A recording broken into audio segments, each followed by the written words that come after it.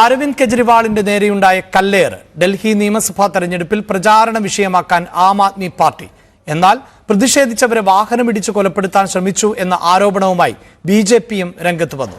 ER Ragesh ആണ് ചേരുന്നത്. രാഗേഷ്, നിയമസഭാ തെരഞ്ഞെടുപ്പിന്റെ സമയം, പ്രചാരണ സമയമാണ്.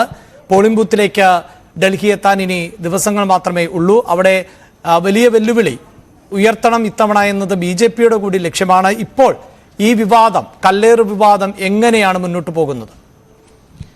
അഭിലാഷ്, ഇന്നലെ വൈകിട്ടാണ് അരവിന്ദ് കെജ്രിവാളിന്റെ വാഹനത്തിന് നേരെ ആക്രമണം ഉണ്ടായത്. അതായത് ന്യൂഡൽഹി മണ്ഡലത്തിൽ നിന്ന് വീണ്ടും ജനവിധി തേടുകയാണ് കേജ്രിവാൾ. മണ്ഡലത്തിൽ പ്രചാരണത്തിനിടെയാണ് വാഹനം BJP പ്രവർത്തകർ തടഞ്ഞത്.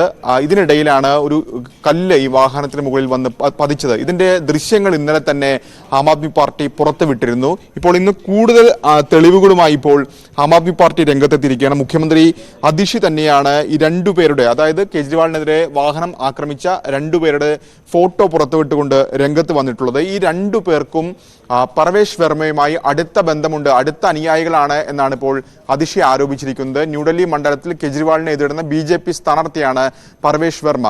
അപ്പോൾ അത്തരത്തിൽ ഒരു വലിയ പ്രചാരണ വിഷയമാക്കി ഇതിനെ മാറ്റുകയാണ് ആം ആദ്മി പാർട്ടി. അതായത് രാഷ്ട്രീയമായി നേരിടാൻ കഴിയുന്നില്ല, അതുകൊണ്ട് തന്നെ കായികമായി നേരിടുന്നു എന്ന വാദം ആം ആദ്മി പാർട്ടി ഉന്നയിക്കുന്നുണ്ട്.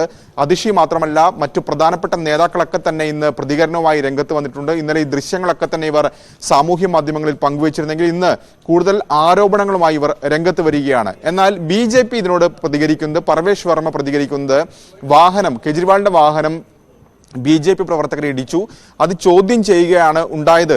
അതാണ് സംഘർഷത്തിലേക്ക് പിന്നീട് നയിച്ചത്. മാത്രവുമല്ല, ഈ വാഹനം ഇടിച്ച് ഒരു പ്രവർത്തകന് പരിക്കേറ്റു എന്ന് ചൂണ്ടിക്കാണിച്ചുകൊണ്ട് അയാളുടെ ദൃശ്യങ്ങളടക്കം പർവേഷ് വർമ്മയും സാമൂഹ്യ മാധ്യമങ്ങളിൽ പോസ്റ്റ് ചെയ്തിട്ടുണ്ട്. ഏതായാലും വിവിധ വിഷയങ്ങൾ, തെരഞ്ഞെടുപ്പ് പ്രചാരണ വിഷയങ്ങളൊക്കെ തന്നെ ഡൽഹിയിൽ മാറി വരികയാണ്. ആ ഘട്ടത്തിലാണ് ഇപ്പോൾ കേജ്രിവാളിന് നേരെയുണ്ടായ ആക്രമണം കൂടുതൽ സജീവമാക്കി തെരഞ്ഞെടുപ്പ് രംഗത്ത് ആം ആദ്മി പാർട്ടി ചർച്ചയായിക്കൊണ്ടിരിക്കുന്നത്. ഏതായാലും ഇനി കൂടുതൽ നേതാക്കളുടെ പ്രതികരണം വരേണ്ടതുണ്ട്. BJP ഈ വിഷയത്തിൽ എങ്ങനെ പ്രതികരിക്കുന്നു എന്നാണ് അറിയാനുള്ളത്. കാരണം രണ്ടു പേർക്ക് ചിത്രങ്ങൾ ഇപ്പോൾ അതിഷി പുറത്തുവിട്ടിരിക്കുകയാണ്. ഇവർക്ക് ക്രിമിനൽ പശ്ചാത്തലമുണ്ട് എന്ന ആരോപണം കൂടി അതിഷി ഇപ്പോൾ ഉയർത്തിയിരിക്കുന്നു. എന്തായാലും തെരഞ്ഞെടുപ്പ് പ്രചാരണ സമയമാണ്. അതുകൊണ്ട് തന്നെ ഓരോ വിഷയവും വലിയ തോതിൽ പ്രചാരണ ആയുധമാക്കി മാറ്റാൻ എല്ലാ രാഷ്ട്രീയ പാർട്ടികളും ശ്രമിക്കുന്ന സമയമാണ്. അതിനിടയിലാണ് ഇത്തരമൊരു സംഭവം ഉണ്ടായിട്ടുള്ളത്.